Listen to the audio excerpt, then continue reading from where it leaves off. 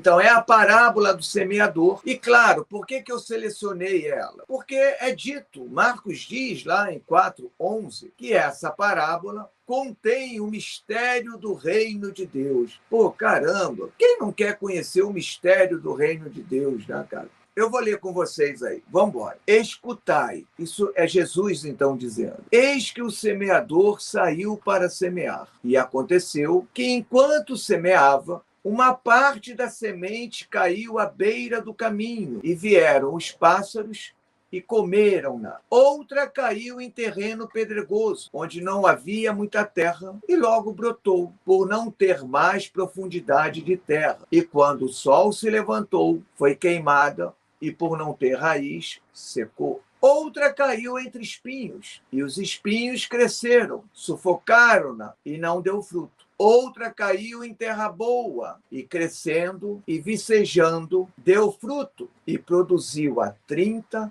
a 60 e a 100 por um. E dizia: quem tem ouvidos para ouvir, que ouça. A pergunta que eu faria é simples. Na passagem, as intervenções de Jesus, Jesus falando, como saber se provém de Jesus ou não? Algumas pessoas já me escreveram hoje dizendo: porra, Chevita, com certeza. Mas que certeza é essa que nós temos para saber se isso vem, se esses ditos vêm ou não vêm de Jesus? Então, já viram o meu procedimento inicial. Eu li Marcos e fui verificar quem são os autores, para além de Marcos, que trabalharam a passagem. E já constatei que duas fontes independentes conheciam essa história. De um lado, Marcos, do outro lado, Tomé. Segundo movimento, eu quero também entender como Mateus e como Lucas trabalharam essa história, até para saber como foi feito o diálogo desses dois autores com o próprio Marcos. Vamos lá. Eu coloquei várias cores, que são as minhas cores, para que a gente possa discutir, falar um pouco delas. Vocês estão vendo? Que legal! Eu mesmo vou atribuindo camadas de cores para ficar evidente para mim, enquanto leitor. Vocês não precisam fazer isso, mas para mim ter a evidência de que tem aí sendo dito, colocado, e eu vou começar agora a analisar. Então, eu peguei a passagem e fui atribuindo cores, cores que, para mim, na medida em que eu li, me fizeram refletir. Vamos lá. Vou começar pelas cores azuis. É visível que você tem um tom ou uma característica de repetição. Estou pensando no material que Laír Amaro já publicou. As repetições nas histórias, as sonoridades, não é, que vão e vêm, fazem a gente lembrar de que, antes desse material conhecer a forma escrita, ele conheceu a oralidade. Então, vejam só, uma parte da semente caiu à beira do caminho. Ó, o que vai se repetindo? Uma parte da semente caiu, outra caiu em terreno pedregoso. Está se repetindo. Outra caiu entre espinhos. Então, de alguma forma, nós poderíamos ver a ênfase dessa parábola em que nosso interlocutor é Jesus, né, contando então. Então, o semeador saiu para semear. E há três cortes muito claros ali, com a intensidade na repetição. Uma parte da semente caiu à beira do caminho, outra parte caiu em terreno pedregoso, outra parte caiu entre espinhos. Por fim, a conclusão, né? Outra parte caiu em terra boa. Há algo aí que foge um tanto. Eu estou usando aqui, as reflexões, os estudos, a pesquisa de Laír Amaro, né? Que está nos acompanhando. Como a memória, que está na oralidade, está sendo, né, sistematizada e mantendo o tom de memória oral numa narrativa escrita. Segundo dado, tem algo interessante aí.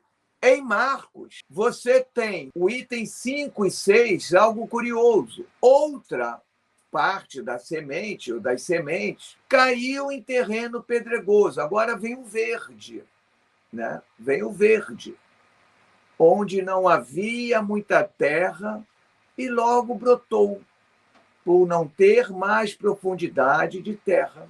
E quando o sol se levantou, foi queimada, e por não ter raiz, secou. Espera aí, Lucas 8,6, como é que ele escreveu isso? Outra, entre aspas, entre parênteses, parte, caiu sobre a rocha. Estão vendo lá o terreno pedregoso? Lucas escreveu, outra parte caiu sobre a rocha. E depois de ter germinado, secou por falta de umidade. Tomé 9, que é totalmente independente de Marcos. Outros caíram sobre os rochedos, não deitaram raízes para dentro da terra, nem mandaram brotos para o céu.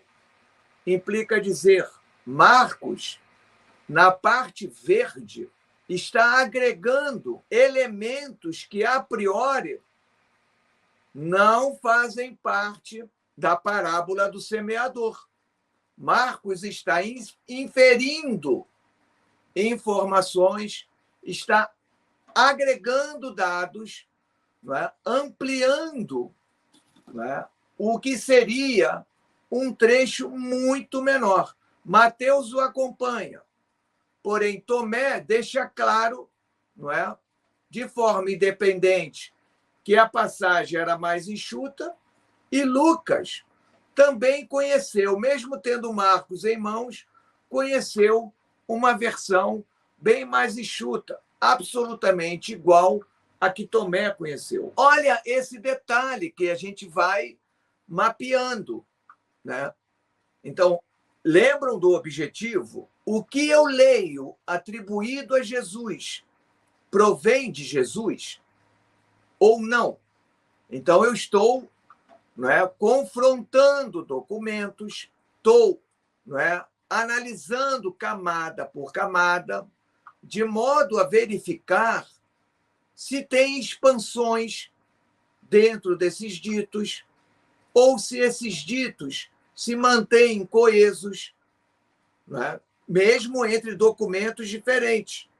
Então, já percebemos, não é, que tem aí uma oralidade sendo sistematizada em termos de escritas.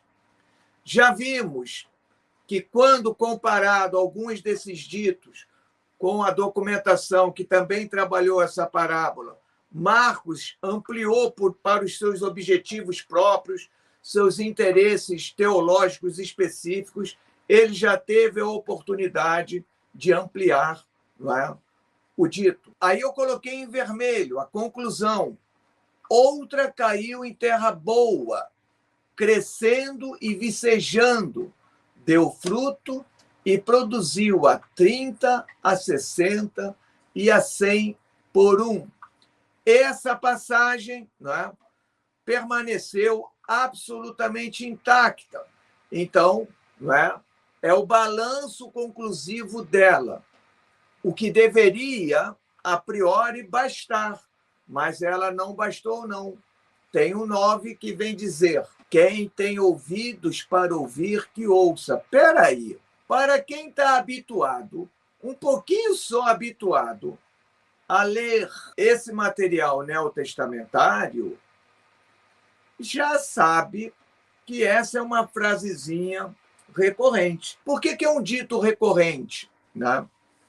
Porque ele aparece, por exemplo, no Apocalipse, lá no capítulo 2, versículo 7, no versículo 11, no capítulo 3, no versículo 6, no versículo 13. Ele aparece em Lucas, capítulo 14, versículo 35, em Marcos, capítulo 7, versículo 6. Em suma, parece que essa conclusão faz parte de um dito recorrente, né? Normalmente inserido por escribas, pela essa galera que está produzindo o texto, né? Como um tipo que nós poderíamos dizer de admoestação. Olha só, quem tem ouvidos para ouvir, presta atenção, né? Porque aí tem coisas importantes dessa historinha, dessa parábola, não é? Quem tem ouvidos para ouvir, meu irmão, presta atenção, né? Então, é como se fosse marcar um acento, não é, em ditos que são obscuros, de difícil interpretação, mas que constituem uma chave de leitura. Aquele que tiver essa chave de leitura, né, vai abrir um portal de modo a acessar, né, algo de grandioso. E é isso, se eu continuasse com essa análise, é isso que iria se abrir, né? Porque Marcos está dizendo que tem aí, né, algo que revela os segredos, os mistérios do reino de Deus. Obviamente que Jesus não parou para ficar explicando essas coisas. Isso é Marcos.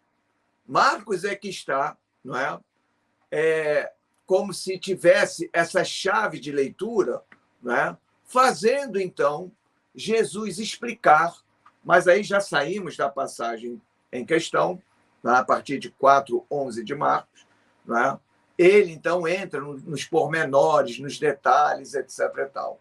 Então, se nós voltarmos aqui para a nossa passagem, né, o que nós poderíamos, de fato, observar no nosso texto? Nós não temos como afirmar, de forma alguma, né, que o que é dito ou atribuído a Jesus provém de Jesus. Mas, né, a parábola do semeador, ela ecoa nessa historinha, ela ecoa um universo que pode mesmo se aproximar de Jesus. A conclusão, não. A conclusão, quem tem ouvidos para ouvir, não é? Quem tem ouvidos para ouvir que ouça, isso não. Isso é conclusão do autor. Vamos chamar o autor de Marcos. Então, nesse momento, ele já está dando o acento. Quem tem ouvidos para ouvir que ouça, não é? E vai ouvir agora. Aqui tem uma chave, tem um acesso ao reino de Deus. Aqui tem algo de fabuloso, não é? Que são poucos os que podem dizer. E os que podem dizer estão dentro da comunidade. Os de fora não têm acesso a esse mistério, não é? Então, deixa eu te dizer o que é. Então, isso que vem depois, nada tem a ver, absolutamente nada tem a ver, né, com o que poderia ser associado ao Jesus histórico. No entanto, né, a parábola, ela, de alguma forma, relaciona-se com o retrato que a gente tem proposto. Que retrato é esse? O retrato de um Jesus camponês, de um Jesus, não é, que tem íntimas relações com o mundo da terra, com a vida do camponês, e que, portanto, diz respeito a esse universo.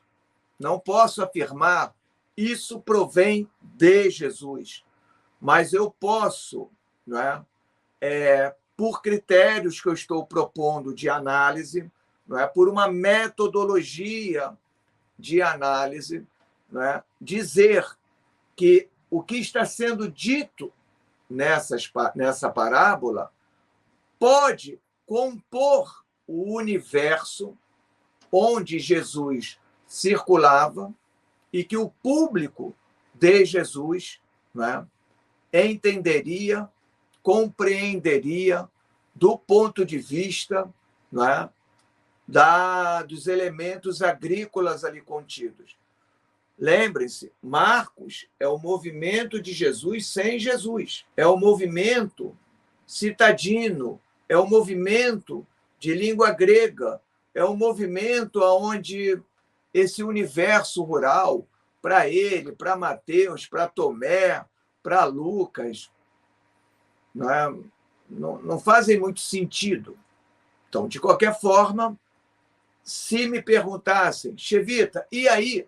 Eu diria, não sei se vem de Jesus, não temos como saber.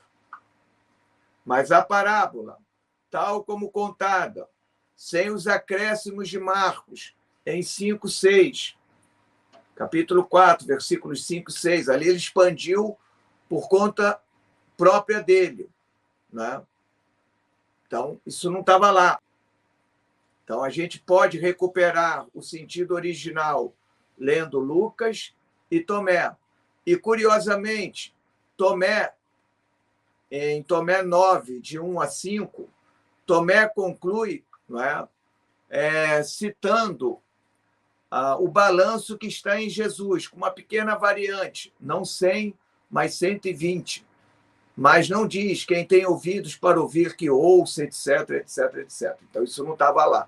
Então, a gente pode perfeitamente reconstruir um pouco à luz, não é, de uma leitura cuidadosa, atenciosa, a partir de um retrato do que nós tomamos ser o Jesus de Nazaré, né? Nós podemos perfeitamente definir, né, algo que viesse, né, ou que circundasse esse mundo. Então, eu vou ler o que seria, né, essa passagem. E eu vou dizer, isso pode mesmo vir, né, desse ambiente em que Jesus circulou. Escutai.